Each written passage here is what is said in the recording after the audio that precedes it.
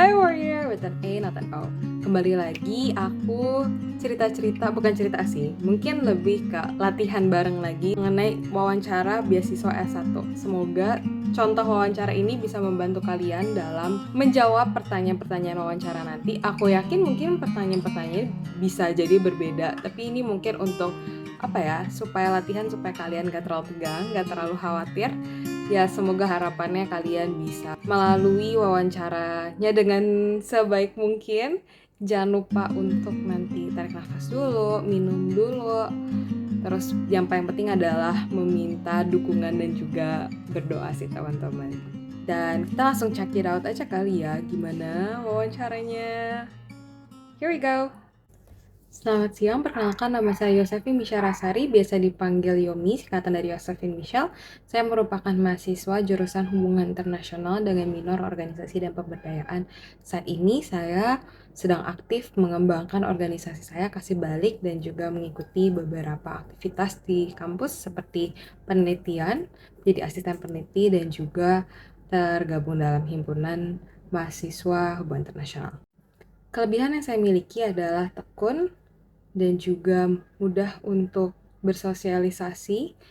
Maksudnya adalah dapat dengan mudah menerima kelebihan dan kekurangan orang lain dan juga bertanggung jawab serta proaktif ketika diberikan sebuah tanggung jawab. Saya akan juga memiliki inisiatif dan ide-ide yang original ataupun ide-ide yang juga merupakan inspirasi dari buku-buku atau pengalaman-pengalaman yang saya lalui sebelumnya.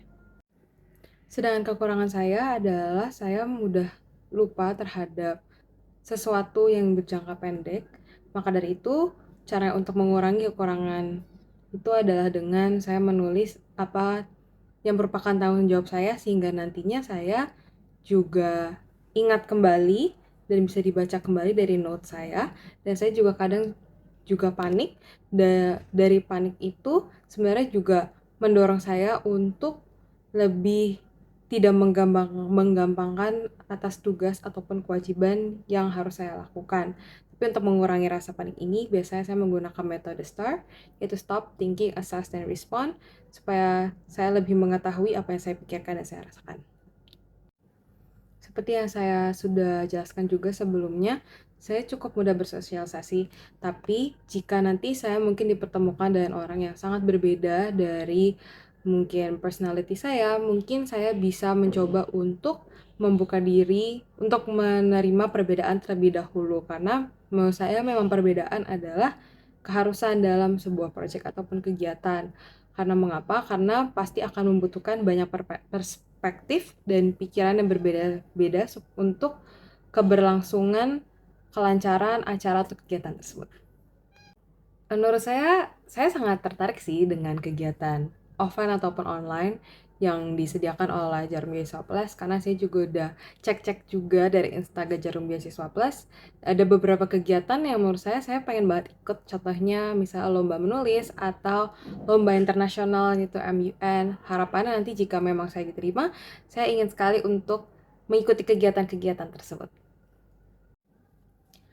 Seperti yang saya sebutkan, saya mengikuti organisasi yang memang saya kembangkan bersama teman-teman saya dan juga kepanitiaan di kampus.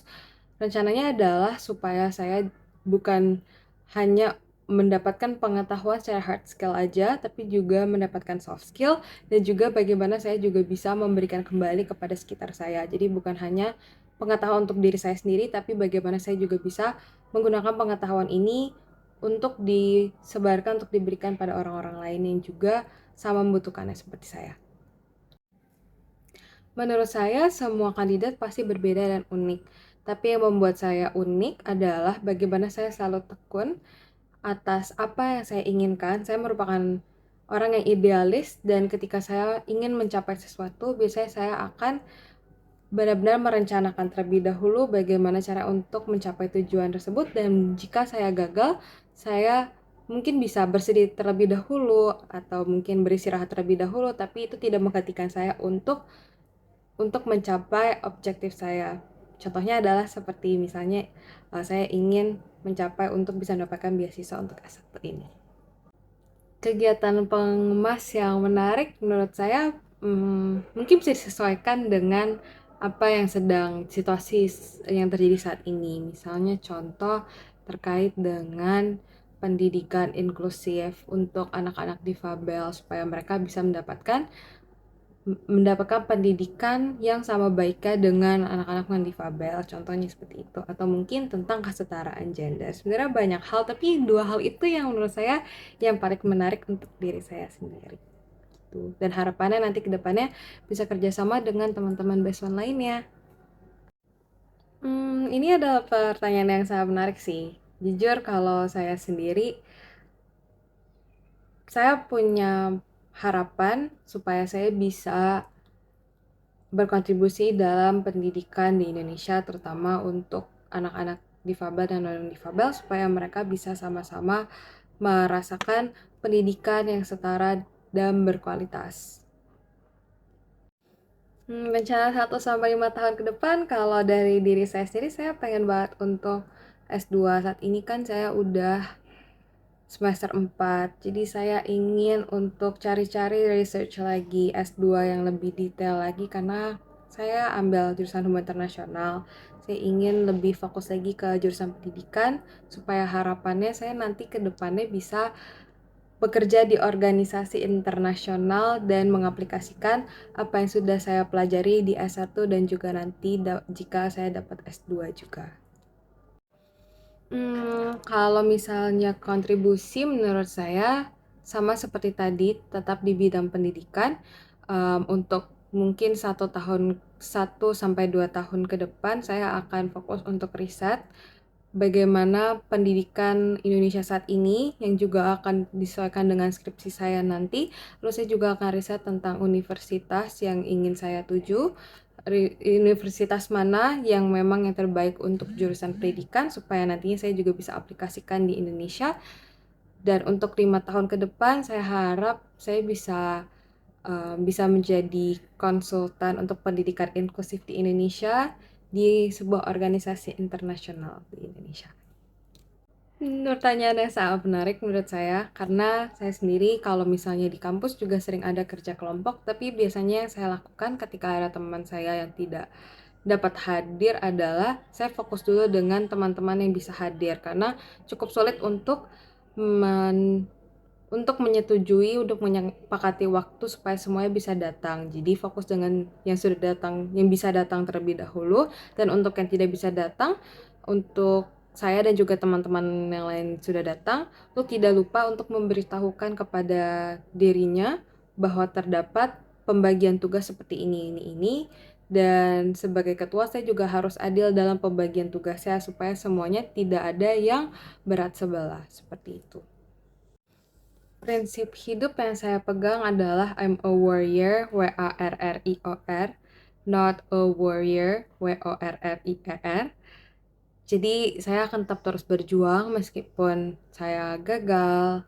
Saya akan nantinya akan bangkit lagi, mungkin istirahat dulu lalu bangkit lagi dan kembali dengan apa yang saya ingin tuju. Karena bahwasanya saya rasa hidup pasti akan ada jatuh bangunnya, tapi yang pasti adalah bagaimana saya harus bertahan dalam segala lika-liku hidup dan juga apa yang ingin saya capai.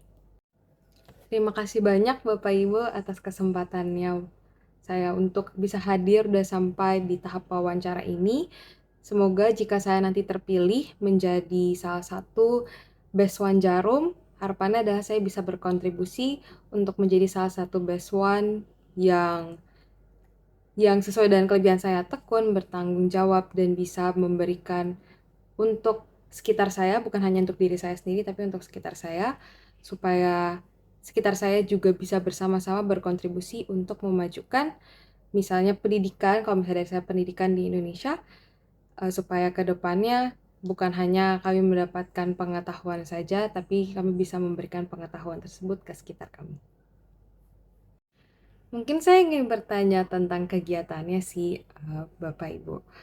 Saya lihat ada kompetisi menulis. Itu apakah diperbolehkan untuk yang baru, yang sudah diterima atau yang belum diterima pun sudah boleh ikut ya?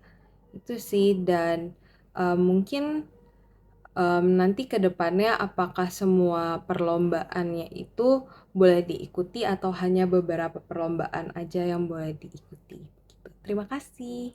Oke, terima kasih teman-teman semua. Itu adalah contohnya. Ini aku berusaha banget untuk nggak cut-cut videonya supaya kalian juga bisa ngeliat dari wawancara itu nggak semuanya perfect. Kadang aku juga diem dulu juga karena aku berpikir atau mungkin ada sedikit paniknya atau sedikit kayak bingungnya. It's okay, nobody's perfect.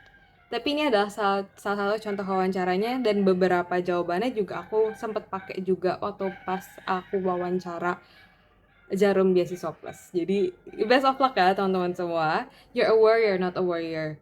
Warrior with an A, not warrior with an O. Jadi semangat terus. Kalau misalnya tidak berhasil nggak apa-apa. Ada beberapa viewers yang juga cerita-cerita juga baik di Instagram ataupun di komen. So feel free juga untuk kontak aku. Aku dengan senang hati mungkin menjawab kebingungan kalian ataupun juga ikut bersama kalian supaya kalian gak berasa sendiri. Terima kasih semuanya. Sampai ketemu di next video. Mungkin bisa kasih ide-ide yang lain. Ini juga ide dari viewers juga sih. Jadi kalau misalnya kalian ada ide yang lain, bisa masukin di komen aja ya teman-teman. See you. Bye.